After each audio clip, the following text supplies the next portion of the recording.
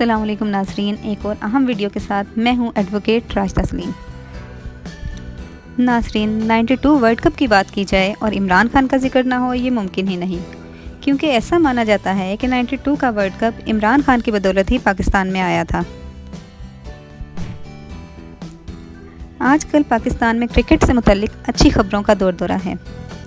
ایک طرف T20 world cup میں اچھی پرفارمنس تو دوسری طرف بنگلہ دیش میں ہونے والی ٹرافی بھی پاکستانی ٹیم پاکستان لا رہی ہے۔ کافی عرصے بعد کرکٹ کی طرف سے اچھی خبریں سننے کو مل رہی ہیں، اور ان اچھی خبروں میں دن بہ دن اضافہ ہوتا چلا جا رہا ہے۔ ایک اور اچھی خبر آئی ہے اور وہ یہ ہے کہ وزیر اعظم پاکستان عمران خان کو متحدہ عرب امارات کی جانب سے ایک ایوارڈ سے نوازا گیا ہے۔